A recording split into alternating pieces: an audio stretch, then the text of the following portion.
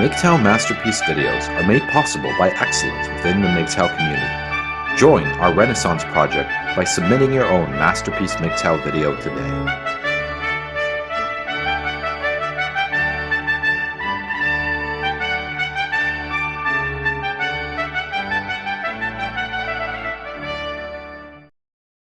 Should I do the voice? Yeah, I'll do the voice. Hello, my friends. Welcome, welcome, welcome. This is Archangel. Feminists obviously want male blood, but conservatives are the original man-haters. But why? Why do they abuse their own? Well, boiled down, because of reproductive physiology. Males assume females as more valuable than themselves, and so to remedy their failing value, they seek to bolster their own worth through service to the value-rich female. Males, in many cases, are utterly ruthless against other males in trying to make them man up and protect and provide. But why? Why do conservative males get so frothy at the mouth angry and zealously try to train unruly males in their dress or behavior or beliefs? Traditionalists and conservatives have this martyr mentality. Huh? Sacrificing for females gives their life meaning and purpose. Being a martyr for females validates their existence. It is not hard to see how males are coerced to this point. First off, males are instinctually and biologically driven to females for procreation. Then, these males are inundated with environmental factors that brainwash with female exaltation, male devaluation, and thus you reap exactly what we have had for millennia. Traditionalist propaganda regarding male purpose and attributes which result in their active devaluation campaign as disposable elements to build, maintain, and protect this creation called society, which seeks to protect and provide for females to the end goal of future generational proliferation. In conjunction with natural instincts, males are taught they are protectors and providers to the value-rich female, and the majority completely embrace this ideology and make it their very identity. So when they see males behaving or expressing beliefs that conflict with the man-up, hunter, gatherer, protector, provider paradigms that they themselves embrace, then they get viciously triggered and will chastise or even physically agitate nonconformist males. You must understand someone's beliefs as their very literal identity. Beliefs may as well be a person's physical body, which is the reason for such fervor surrounding beliefs, for when you attack someone's beliefs, you threaten their very existence, since a person is essentially the aggregate compilation of their beliefs. Why do you assume that people get so passionate, even violent, when discussing beliefs such as religion or politics or gender norms? When you disagree with someone's beliefs, you attack their very being. So when you disagree and express defiance to feminists such as simps or manginas, or traditionalists such as white knights and family guys, you are attacking these men's very existence. You may as well be coming at them with a knife, which they feel called to defend against. Yes, it is that serious. To many people, this is why humans get so angry and even violent when arguing opposing beliefs. How dare you presume to threaten my existence? And so humans become as rabid animals, defending their lives when they debate opposing paradigms such as science or religion. This is also why they will take the time and go out of their way to track down and antagonize all those who disagree with their beliefs and thus threaten their life. So Christians troll atheist spaces, materialists troll paranormal communities, heck, even Coke drinkers antagonize Pepsi drinkers. And so we get conservative fanatics angry and attacking over male empowerment such as MGTOW, because our philosophies threaten their very belief structures, which, to the reptilian portion of their brain, this threatens their very existence, and so they troll us, post vicious comments, they make opposing channels with exaggerated propaganda, even ignorant attacks, all because they have accepted the devalued protector-provider role of the conservative male as their identity, and liberated males threaten the beliefs which prop their identity and hence prop their life as they know it. Put simply, male empowerment expressing our opinions threatens the very lives of conservatives and feminists. Yeah, that's silly to the rational mind. But beliefs inflame emotion, which leads to impulse devoid of reason. Reason would tell males they are the creative forces of this existence. Males conceptualize and build everything. Moreover, males produce actual life. Females only incubate it. Our value is already there, yet doubt leads to fear, and fear acts on male emotion and makes them feel inferior in worth or beauty, and so such inferiority suspicions synergize with fear to trigger emotions, which leads sometimes to irrational actions. Both conservatives and feminist males have bought into the traditionalist narrative of inferior male worth because they lack a uterus, and so males everywhere long to compensate for this imagined shortcoming by increasing their value, and so they increase their value through serving, through doing, building, laboring, protecting, providing. They believe men's purpose is to protect and die for females and family. They believe males are supposed to sacrifice personal enjoyment or ambition or dreams in order to effect female protection or spend their days toiling to provide utility to a family or community.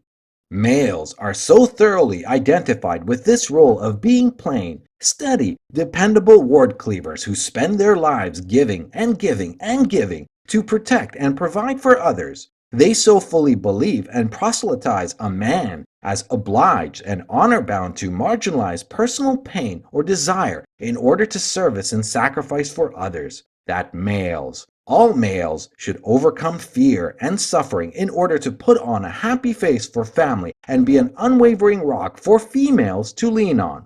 Man up is a perfect traditionalist phrase to describe their philosophy regarding males. Suck up your hurts, your fears, your misery, your discomfort, your unhappiness. Disregard your usury and devaluation because your purpose, your reason for existing, is to protect, provide, and sacrifice. The majority of males around the world are so identified with this role of martyr that males are simply to take abuse from females and then turn around and protect them from abuse, if need be, give their life for them to effect the greater good of human species continuity. And since males are tools of service, self-sacrificing martyrs, we demand conformity of appearance to quickly identify a martyr. Tools are not here to play dress up with makeup or fashion accessories, so we get most males looking similar without frills or cosmetics. Tradcons are so ensconced in this persona of the human male as a clean-shaven, crew-cut, trouser-wearing, church-attending, hairy leg. A literal and metaphoric military or police officer who spends their days pampering females and persecuting males who fall short of the traditionalist male regulations regarding appearance or dress or behavior. Traditionalist-minded males constitute the majority of mockery aimed at hippies or emos or goths or hipsters or any brand or flavor of male appearance that does not match the 40s or 50s military officer or family father. The traditionalist male is so enamored with their beliefs that male's purpose is to be servicemen, handymen, bodyguards, and soldiers for the poor fragile womenfolk that they brutally abuse and spend their days antagonizing other males into conformity along with them. For the more people that concede to their personal beliefs, the more that belief is reinforced within them. This is why people proselytize any ideology. Because in people's minds, more believers translates to your beliefs are right. Yet martyrdom is really a nice way to say males are worth less than females. Males have inferior life value to females. Males are essentially disposable, and in the face of this assumption, males like to think they choose to be martyrs and protect. But this is their way of covering a cold truth with nice fairy tales. You see, in this existence, whether a male embraces martyrdom and chooses self-sacrifice or not, either way, he will be used as fodder to protect the female populace. Until we can find a uterine alternative, Males will continue to be deemed disposable, yet with the martyr persona, they are at least patting themselves on the back by conjuring fanciful meaning to their pre-existing disposability. They were not pushed off the cliff because they are disposable, they chose to jump off the cliff to protect the females still on the edge. Great. Fine. If that floats your boat, 6 of 1/2 dozen of the other. Whatever. You can say a man never touches a female no matter how she beats on him, or a man always respects his mother and everybody else's mother no matter what abuse is hurled at him. A man has close cropped hair, tucks in his shirt, wears horn-rimmed glasses. A man doesn't enjoy childish fun or games. A man works his life and health away providing material sustenance for others. A man sacrifices his dreams, his longings, his desires, his life for females, and has no other purpose but to protect and service females, their children, and the society made up of protected females. Their children and the doormats propping the societal template who fancy themselves holy for being these expendable martyrs. Males are taught that they need to protect and provide for the humans they are already fond of. These beings they are already instinctually drawn to for procreation and emotional comfort. Hence, it is no task convincing males to protect and provide for these beings of physical beauty they are already approving of. Males are taught that a man is someone who self-sacrifices for females, who serves females with chivalry and protection and provision, who takes their little temper tantrums and protects them from the consequences of their actions. A man is a male who self-sacrifices for females. This is the idea that many males have embraced as belief and taken in to become the very core of who they are. So a self-sacrificing martyr is their life, and if you disagree, you threaten their life. This is why traditionalism is more hazardous to male welfare than feminism. Feminism is largely defanged narcissists with supremacy syndrome, along their placating manginas, throwing temper tantrums, and pursuing a campaign of domination. But traditionalists are the actual physical enforcers of male disposability. Traditionalists embrace the martyr image all because they are trying to balance their inferior worth to that of the female's perceived superior worth. Why the fervency against male liberation messages? Because the world has been steeped in this notion of what a man is, a self-sacrificing protector provider, and if you do not agree with this erroneous belief, then you threaten the lives of those who do, and thus they persecute the liberated, unruly males as if we were threatening them at gunpoint. Yet the martyr is a response to a false dilemma, for actually, males are the creative forces of this world, and if any sex has an edge on value or worth, it is the male. My friends, stand with me and live free. The end. Now, I wanted to add a little personal note to this script. Liberation Y is a great channel. He has been around for about 2 years now and is one of the last remaining MGTOW channels who still scripts their videos. I mean, this alone is deserving of your sub. Liberation Y's channel is very much in the old school style of MGTOW content. The message of his videos is untarnished by politics or any of the drama that has appeared here and there in the community. If anyone deserves to be featured on the MGTOW Renaissance Project, well, it's Liberation Y.